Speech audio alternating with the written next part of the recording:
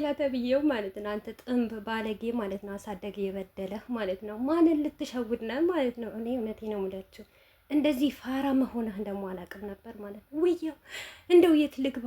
ዋይ ጣራ ላይ ልሰቀል እንደ ቤተሰብ ለካ ዱባይ ላይ ጣራ የለም።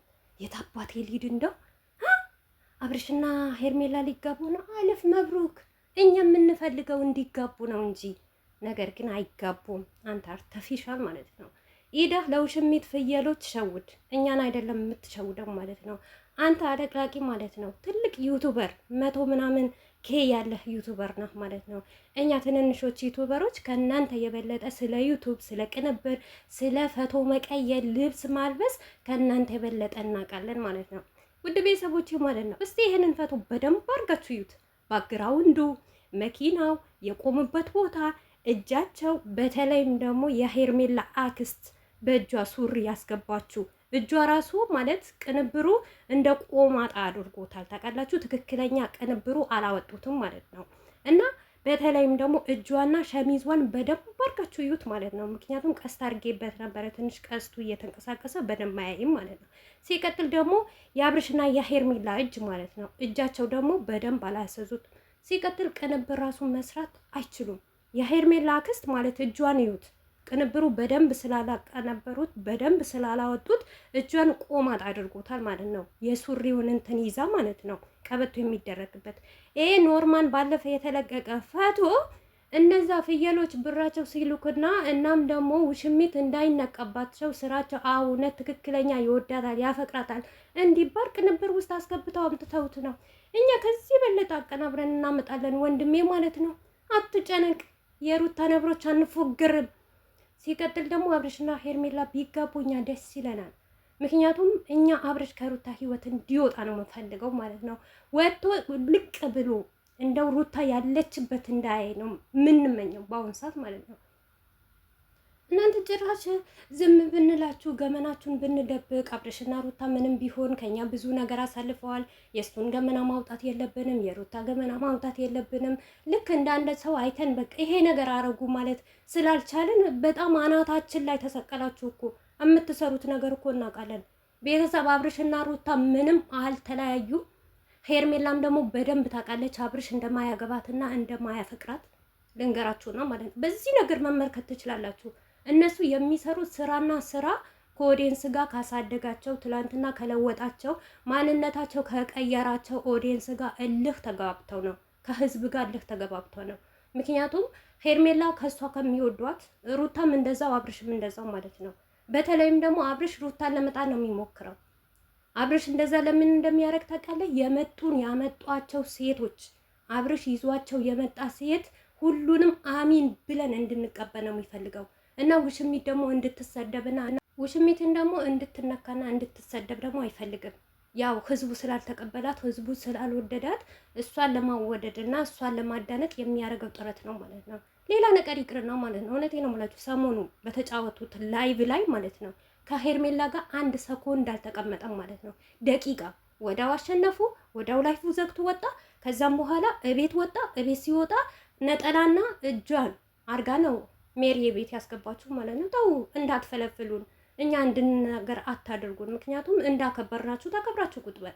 በተለይ ደግሞ አቤላ ቅንቅና ማለት ነው። አንተ ቅማላም ዘግ ቅማል በጠፋበት ዘመን አንተ አልጠፋም ብለሃል ማለት ነው። ማንን ለመሸወድ ነው? የአግባ አብርሽ ብርቅ ነው እንዴ? ተፋቅሮ ተዋዶ መለያየት በሩታና በአብርሽ የተጀመረ ነው አይደለም እኮ። ሁሉም ሰው ይጋባል። ከተጋባ በኋላ ትዳሩ ከተመቻቸለት ይኖራል። ካልሆነም ደግሞ ተፋቶ ሌላ ሴቷም ሌላ ታገባለች፣ ወንዷም ሌላ ታገባለች። ብርቅ ነው እንዴ? ምን ነው ሩታ አልሰበር ማለች አልወጥቅ ማለች ወይስ ከጎኗ ያሉ ሰዎች እንዲጠላት? አይሳካላችሁም መቼም። በድራማ መልክ ቢሆን ግን ሩታ መቼም አትሰበርም ማለት ነው። ግን አንተ በጣም አበዛኸው። እውነት ድራማም ቢሆን እንደዚህ ነገር ፈጣሪህን ፍራ። ውሸት ነው ማለት ነው። ጭራሽ በቅንብል ልታታለል ነው ማለት። አረ እኛ እንታለልም እኮ ለማያውቁት ቅንብር ለማያውቁት እውነት። አሁን ይሄው እያንሸረሸሩት ነው። ይለለለለ ሊጋቡ ነው። መቼ ነው የምትደግሱት? እንደው ጤፍ ልግዛ እንዴ እኔም ወይስ በርበሬ ልግዛ? ዘይት ምንድን ነው የሚጎላው? ምን ላግዛችሁ? እንዳለች ሄርሜላ ኮረሪማ መግዛት ይችላል አለች አብርሽ ማለት ነው። አይ የአብርሽን ቦታ ምክንያቱም ወንድ ልጅ ኮረሪማ ቲማቲም የሆነ ነገር ስለማይገዛ እኔ ልሸፍንለት ለዛውም ደግሞ እኔ በቅርብ ሀገር ሊሄድ ነው። ምን ይመስላችኋል? እዚህ ዓመተ ምህረት የሰራሁበት ብር ይጄ እነሱን ፋርጌ ብደግስላችሁ ማለት ነው። አረ እንደውም በበርበሬ አይደለም፣ እንደው በርበሬ ያቃጥላታል እንዴ! በቅቤ መሆን አለበት፣ ወይም ደግሞ በቅቤ እኔ እንጃ፣ እንደዚህ በቅቤ ታሽቶ መደገስ አለበት ማለት ነው። አፈር ብሎና በዚህና ክልኛ ልታላሉ ቅሌታሞች ማለት ነው። አረ እናንተ ወደዛ ሂዱ ማለት ነው። ቅሌታችሁ እየበዛ ነው፣ በጣም እያስጠላችሁ ነው አሁንስ ማለት ነው።